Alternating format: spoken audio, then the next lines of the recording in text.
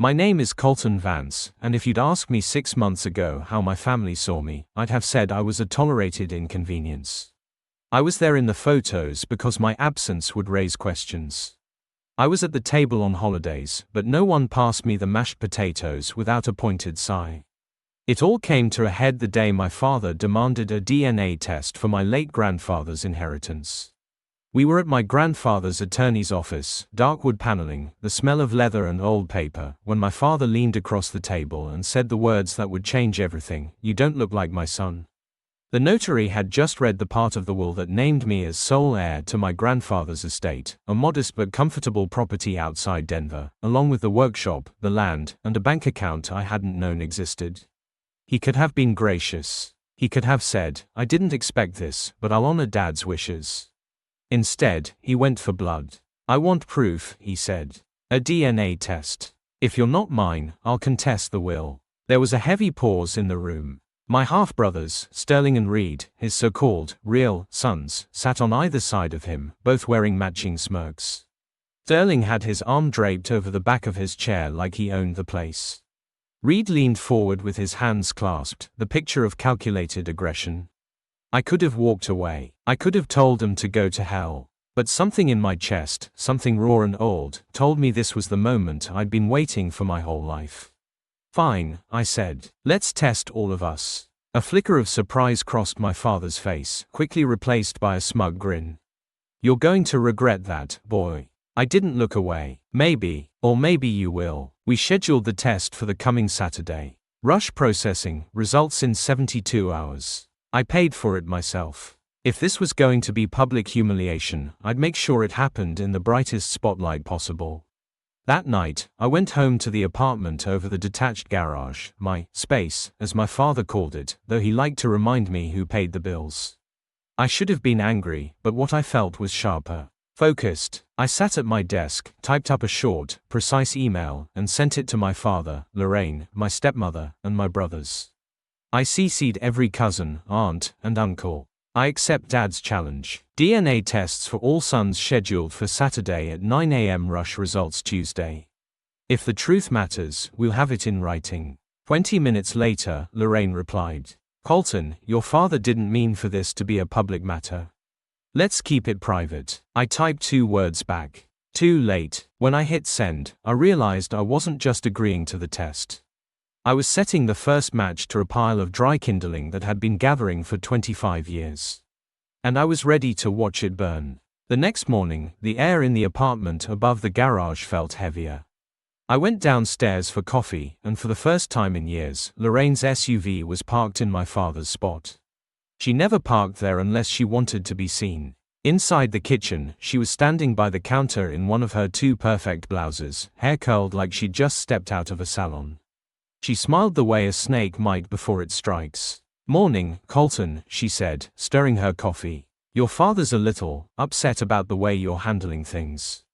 I poured my own coffee without answering. The kitchen smelled like cinnamon and spite. She continued, "This is family business. You've embarrassed us all by involving the cousins. Do you really think Grandpa would have wanted this spectacle?" I took a slow sip before replying.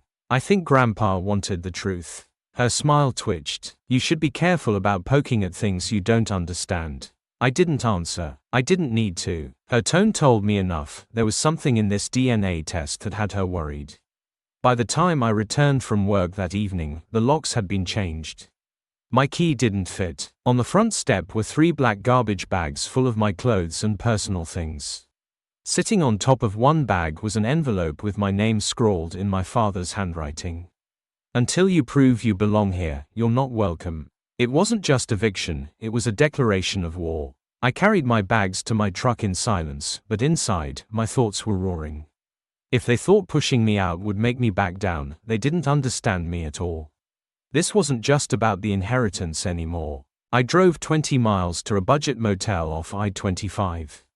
The place smelled like industrial cleaner that barely masked something worse. The sheets were stiff, the walls thin enough to hear a TV blaring 2 rooms over. I sat on the bed with my laptop, opened my email, and sent a new message to the entire family thread. Update: I am no longer staying at my father's residence. Until the results are in, I will not be in contact except for Saturday's appointment. The truth will be public. I hit send, then opened a second tab to search for foreclosure records. It was an idea that had been buzzing in the back of my head since Lorraine's comment that morning. If my father was fighting this hard over the will, there had to be a reason. And reasons, especially desperate ones, usually came with a paper trail. That was when I decided, tomorrow, I was going to the county property office. But first, I needed one more email. This one went to the lab. Please confirm the time for Saturday's test and include all 3 brothers in the results packet. I will be paying for expedited processing. No exceptions. When I closed my laptop, I realized something strange. For the first time in years, I didn't feel like I was on defense. I was moving first. The next morning, the sky over Denver was the color of ash, the kind that promises rain but never delivers.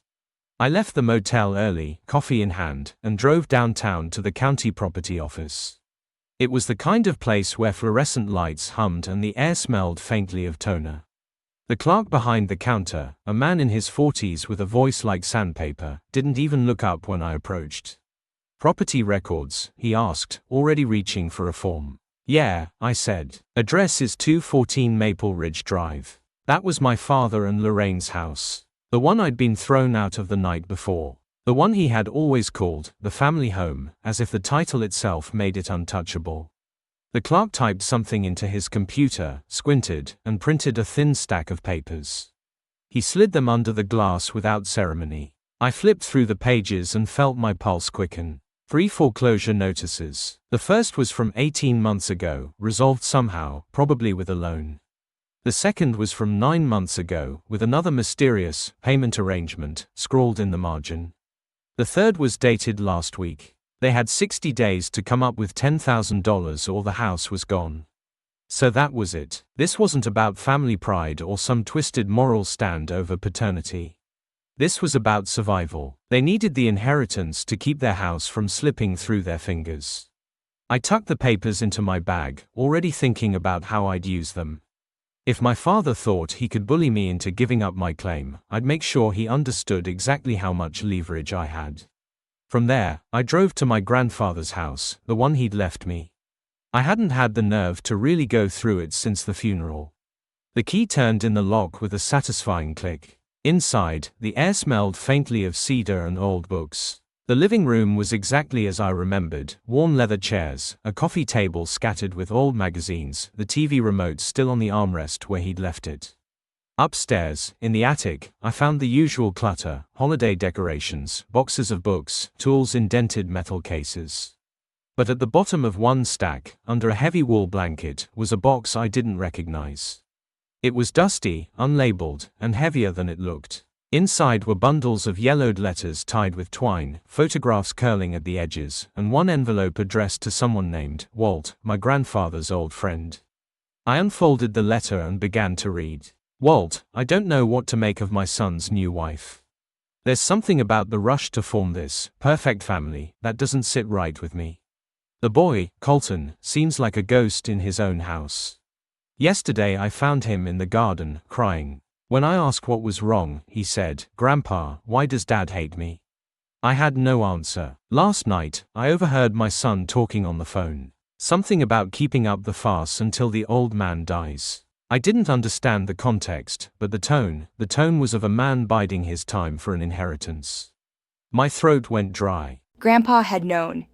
He hadn't just suspected. He had heard them talking. And still, he'd played the long game, waiting until his will could do what he couldn't while alive. I slid the letter back into the envelope, my mind spinning. Between the foreclosure notices and this, the picture was getting clearer, and I had the feeling there was still a lot more to uncover. It was late afternoon when my phone rang. I didn't recognize the number, but something told me to answer. "Colton?" Lorraine's voice. Smooth as honey, cold as stone. "I hear you've been snooping around," she said, skipping right over small talk. I leaned back in my chair at the kitchen table of my grandfather's house. "I call it research." "You're making a mistake," she said. "Your father, he's under a lot of stress. This test is just his way of feeling in control again.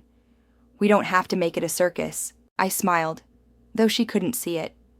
A circus? Lorraine, you already sold the tickets when you threw my stuff on the lawn. She went quiet for a second, then changed tactics. You've always been good at making things harder than they need to be. I'm offering you an exit. Drop out of the test. Sign away your claim to the house and the money, and I'll make sure you get something for your trouble. How much? I asked, just to see her cards. 20,000, she said. It was almost funny. My share of the inheritance was worth more than triple that. But this wasn't just about money anymore. It was about making sure they couldn't rewrite the story. That's generous, I said, but I'll pass. See you Saturday. She sighed, long and slow, then hung up without another word. I sat there for a minute, staring at the wall, letting the silence settle. The offer meant one thing. They were scared. Scared enough to bribe me. Scared enough to make mistakes, which meant it was time to start tightening the screws. I opened my laptop and began drafting an email, not to family this time, but to the county foreclosure office. I requested certified copies of all 3 notices and proof of the deadlines. I wanted documentation so airtight it could choke a lawyer. Next, I called a friend of mine from high school, Josh Kane, who worked as a freelance reporter. We hadn't spoken in years, but he picked up on the second ring. Colton? Man, it's been forever. What's up? I've got a story for you, I said. Family drama, DNA tests, an inheritance fight, and a foreclosure deadline. The kind of thing that'll make people scroll past every other headline. Josh laughed. Is this a pitch or a cry for help? It's both, I said. But I want it ready to go live Tuesday when the DNA results come in. He whistled low. You're serious. All right, send me everything. By the time I hung up, I'd already pulled together a folder. Scans of the foreclosure papers, a copy of my grandfather's letter, and a bullet point timeline of events. I knew it was risky. Once this went public, there'd be no going back. But that was the point. I wanted them too busy defending their reputation to see what else I might find. And if I was right, there was still one more piece to this puzzle, a piece hidden somewhere in my grandfather's house. That night, I slept in his old bed for the first time. The mattress was firm, the quilt heavy. For the first time in years, I felt like I was exactly where I was supposed to be. But in the quiet hours before dawn, I couldn't shake the feeling that I was being watched. I woke before sunrise, the house cold and still. The unease from the night before lingered, coiled in my gut. My grandfather's place had always been my refuge as a kid, but now the shadows felt thicker, heavier, as if the walls themselves were holding their breath. I made coffee and wandered through the rooms, letting my fingers trail across the worn wood furniture. Every creak in the floorboards sounded louder than it should have. My plan for the morning was simple: keep searching the house. I had found one letter in the attic, which meant there might be more. My grandfather wasn't careless. If he left something behind, it was because he wanted it found by the right person. The basement was next. It smelled faintly of oil and damp concrete. Shelves lined the walls, stacked with paint cans, mason jars, and dusty toolboxes. In the far corner was an old metal filing cabinet, the kind that looked like it hadn't been opened in decades. The top drawer was locked. I searched the nearby shelves until I found a ring of keys and began trying them one by one. On the 6th attempt, the lock clicked. Inside were manila folders, each labeled in my grandfather's precise handwriting. Taxes, 1980, 1995. Car titles. Insurance. And then, near the back, one that made my pulse jump. Custody, Colton V. I pulled it out and sat on the basement steps. Inside were court documents, affidavits, and transcripts from hearings I had never known existed. The dates put me at around 4 years old. The first page was a petition for full custody, filed not by my father, but by my grandfather. The claim was that my father and Lorraine were unfit to provide a stable home environment and that there were serious concerns about the well-being and safety of the minor child. Attached were statements from neighbors describing shouting matches, neglect, and nights when I'd been left alone in the house. One woman had written, "I heard the child crying for hours. No one went in to check on him." But the most damning was a transcript from a closed-door testimony. My grandfather had told the judge that my father had admitted in a moment of drunken anger that I wasn't really his kid, and that raising me was a burden he didn't ask for. The case had been dismissed, likely because my father and Lorraine put on their perfect family act for the court. But the paperwork proved one thing. My grandfather had tried to protect me, and he'd been keeping these receipts for decades. I felt a mix of rage and gratitude. Rage at the years stolen from me. Gratitude that someone had cared enough to fight for me when I couldn't fight for myself. I tucked the folder under my arm and headed back upstairs. If my father thought he could paint me as the outsider, I now had hard proof he'd been saying it himself for years. I didn't notice the movement outside the window until I passed through the living room. A dark SUV sat at the curb, engine idling, and just before it pulled away, I caught a glimpse of the driver. Sterling. By the time I grabbed my phone and stepped out onto the porch, the SUV was halfway down the block. I caught the glint of tinted windows before it turned the corner. Sterling had been my father's right-hand man since I was a kid. Not family by blood, but as far as my father was concerned, loyalty bought you a seat at the table. Sterling was the kind of man who made threats sound like favors, who smiled in your face while memorizing where to put the knife in your back. I knew he wasn't just driving by. I spent the next hour going through the rest of the house with the folder tucked under my arm.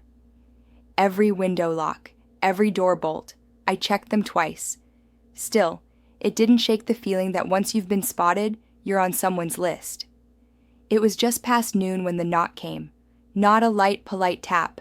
3 heavy, deliberate thuds. I didn't have to look through the peephole to know who it was, but I did anyway. Sterling stood there in his usual uniform, black jacket, black jeans, mirrored sunglasses. He had the kind of stillness that made people uncomfortable. I opened the door just wide enough to step outside and block his view of the inside. "Colt," he said, using the nickname only my father's side of the family ever used. "Mind if we talk?" "I mind," I said flatly. His smile twitched. "You've been digging into things you don't need to understand. Lorraine's upset. Your dad's stressed. This DNA thing, it's bad for everyone." "Bad for everyone, or bad for the people who've been lying?" I asked. He tilted his head like a teacher deciding whether a student was worth the lecture. "You think you've got some kind of ace up your sleeve. But you don't. Family is about loyalty. And right now, you're making yourself the enemy." "I'm not making myself anything," I said. "They did that the day they threw me out." Sterling stepped closer, close enough that I could smell his aftershave. "Here's my advice, don't show up Saturday. Let it go. Take whatever they're willing to give you and disappear. Otherwise, well, accidents happen. You drive these mountain roads enough, you know what I mean." It was the oldest intimidation play in the book, but hearing it said out loud still made my jaw tighten. I didn't flinch, didn't step back. "Tell my father I'll be there early," I said, "and if anything happens to me before then, the story I've got lined up will hit the news faster than you can say damage control." That made him pause. Just a flicker, but I saw it. "Careful, Colt," he said finally, stepping back toward the porch steps. "You're not as untouchable as you think." He turned and walked to the SUV, never looking back. When I closed the door, I locked it and slid the chain into place. My hands were steady, but my chest was tight. They weren't just trying to scare me anymore. They were warning me, and the clock was ticking. After Sterling's visit, I knew 2 things. 1, Saturday was going to be a war. 2, I couldn't afford to go in unarmed, metaphorically or otherwise. The rest of the day became about building insurance. First, I called Josh Kane, the reporter, again. "You get my email?" I asked. "Yeah," he said, his voice dropping like he was already picturing the headline. "This is solid, but if you want it to stick, I need video or audio. Something undeniable." I glanced toward the living room, where my grandfather's old camcorder sat on the shelf. I'd been thinking the same thing. You'll have it by Saturday night, I told him. Next, I dug through my grandfather's desk and found his little collection of gadgets, mostly outdated tech, but one piece caught my attention: a pen with a hidden microphone and a micro SD slot.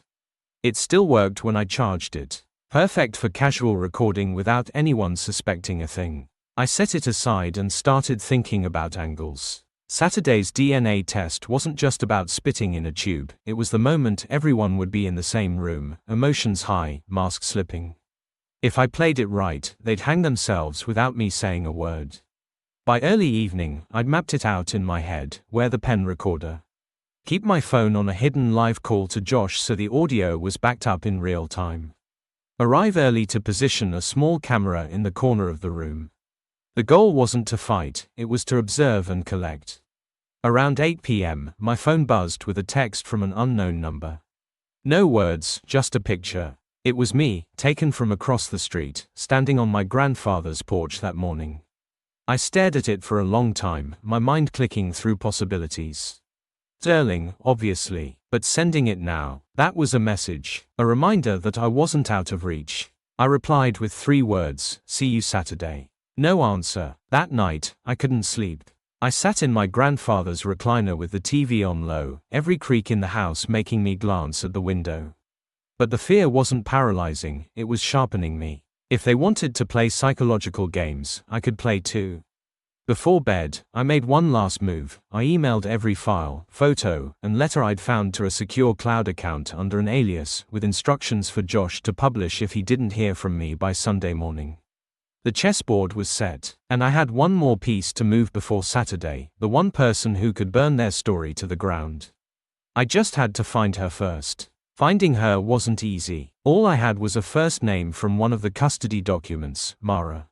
She'd given a statement in my grandfather's failed case against my father, but her address was listed as confidential in the court record. I started with public records, digging through voter registrations and old phone books scanned online. A few dead ends later, I hit on a possible match in a nearby town: Mara D. Turner, age 62. No phone number listed, but an address in a quiet neighborhood near the edge of the county. I drove there early the next morning. Her house was small but well kept, with wind chimes hanging from the porch and flower boxes under the windows. A brown mutt barked once from behind the screen door as I knocked. After a few seconds, a woman appeared. Gray hair in a braid, sharp eyes that narrowed when she saw me.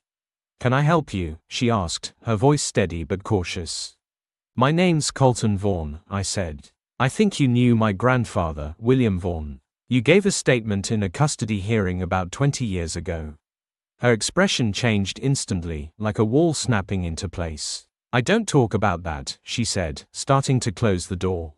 "Please," I said, holding my hand up. "It's not for court. I'm not trying to drag you into anything legal. But, I'm his grandson, and I need to know the truth." She hesitated. Her eyes searched my face for something, maybe proof that I wasn't my father. Finally, she stepped aside. 5 minutes. Inside, the house smelled faintly of coffee and cedar. She led me to the kitchen and poured a cup without asking, setting it in front of me. "I worked with your mother," she began. "Back when you were little. She was struggling. Your dad wasn't around much. And when he wasn't kind." The words were measured, but I could hear the weight behind them. "You told the court about the night I was left alone," I said. Her eyes softened. "You remember that?" I shook my head. "I read it in the file." Mara sighed. "That was one of many nights. I went over because your mom didn't show up for her shift. Found you crying, no one else in the house. I stayed until your grandfather got there." She paused, her gaze hardening. "And he was furious. Not at her, at him. He told me your father had said you weren't his problem. I heard it myself later. More than once." "Would you say that again?" I asked. "On record." She froze. "You're recording this?" I tapped the pen in my shirt pocket. "For my safety, yeah. But if you don't want it public, I'll keep it private. I need people to hear it in case something happens to me." Mara studied me for a long moment. "You really think they'd come after you?" I didn't answer. I didn't need to. Finally, she nodded. "All right, but if I'm going to do this, I'm going to tell all of it. What he did to your mother. How he treated you. And the real reason your grandfather never stopped fighting for you. She leaned in, her voice lowering. Because he knew you weren't your father's son. Mara's hands trembled slightly as she gripped her coffee mug, but her voice stayed steady. Your mother didn't tell many people the truth, she began. I wasn't supposed to know either. But when you've been friends as long as we had, secrets have a way of slipping out. She looked at me hard, like she was making sure I was ready. The man who raised you, your father, he's not your father by blood. And he's known that since before you were born. I didn't move, didn't even blink, I just let the words land. He met your mom when she was already a few months pregnant, Mara continued. They got married quick, and he agreed to raise you like his own. But that promise didn't last. He started using it against her, against you. Every argument ended with him throwing it in her face. That kid isn't mine. Why should I pay for him? Why should I care? My stomach tightened. I'd suspected, sure, but suspicion isn't the same as having someone lay it bare. Do you know who my real father is? I asked. Mara hesitated. Your mom told me his name once. He was a local, worked construction, got into some trouble, left town before you were born. She said he wrote a few letters, but they never saw each other again. And then she decided you were better off not knowing. She took a deep breath, her eyes misting. Your grandfather hated how your dad treated you. Hated how he held it over your head. That's why he tried for custody. He wanted you out of that house before it ruined you. I thought about all the years I'd spent trying to earn my father's respect, playing his games, swallowing my pride, taking his scraps of approval like they were gold. And all along, he'd been laughing behind my back. You said you'd go on record, I said quietly. I will, Mara nodded. I'll say what I saw, what I heard, and what your mother told me. But you have to understand, this isn't just going to hurt him. It's going to blow the whole family apart. Lorraine's built her entire image on you being the perfect son. The second that's gone, she'll turn vicious. I almost smiled. She already has. We spent the next hour going through details, dates, incidents, the names of people who'd witnessed the same things. I wrote it all down, recorded her statements, and made sure copies were backed up to my cloud account. When I finally stood to leave, Mara gripped my arm. Colton, she said, her voice low, you be careful Saturday. If they think you're about to take something from them, they won't just argue. They'll act, and I've seen what your father is capable of. I nodded, but my mind was already locked on the next move. Saturday wasn't just going to be about proving paternity anymore. It was going to be about exposing him, publicly, irrevocably, and with no way for them to claw it back. They'd stolen my childhood. Now I was going to take everything else. Saturday morning, the sky was a flat sheet of grey, the kind that made the air feel heavier. Perfect weather for a storm. I arrived at my father's house an hour early, parking a block away so I could walk in unseen. The pen recorder was clipped inside my jacket. My phone was already on a live call to Josh Kane, the reporter, feeding him everything. The tiny camera I'd bought at a thrift store was in my pocket, ready to plant. The house looked the same as it had my entire childhood, same white siding, same cracked driveway, but walking up that path, I felt like I was stepping into enemy territory. Lorraine opened the door. Perfect hair, tight smile. You're early, she said. Figured we could get the awkward small talk out of the way before everyone else showed up, I said, brushing past her. Inside, the living room had been set up for the test, small folding table, a few chairs, and a pair of sealed DNA kits sitting in the center. I positioned myself so my back was to the corner I wanted to plant the camera in. While Lorraine busied herself in the kitchen, I slid it onto the shelf behind a stack of family photo albums. 15 minutes later, the rest arrived, my father, Sterling, and a man in a polo shirt carrying a clipboard, the lab tech. Let's get this over with, my father said, tossing his jacket on the couch. The tech explained the process, breaking the kits open. Swab the inside of your cheek, seal it, sign here. My father went first, swabbing like it was just a formality. I took mine next, keeping my eyes on him the whole time. Before the tech could pack up, I leaned forward. Before these go out, I've got something you all need to hear. Sterling shifted, but my father waved him off. Go ahead, Colt. Give us your big speech. I pulled out my phone and hit play. Mara's voice filled the room, clear and steady. The man who raised Colton isn't his father by blood. He's known that since before the boy was born. I heard him say it myself more than once, that kid isn't mine. Lorraine's face drained of color. Sterling's jaw tightened. My father didn't blink. That's just one witness, I said. I've got more. Photos, letters, financial records showing how you used me as leverage in court battles you never intended to win. And as of this morning, every bit of it is backed up and in a reporter's hands.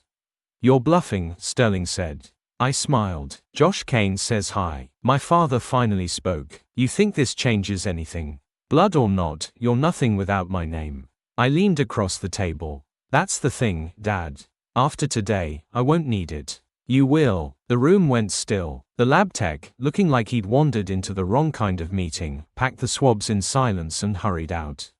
Lorraine stood, her voice cold as ice. You'll regret this. Maybe, I said, standing too. But so will you. I walked out without looking back. By the time I reached my truck, my phone buzzed. Josh again.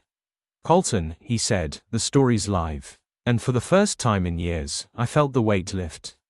The storm had broken, and I was still standing.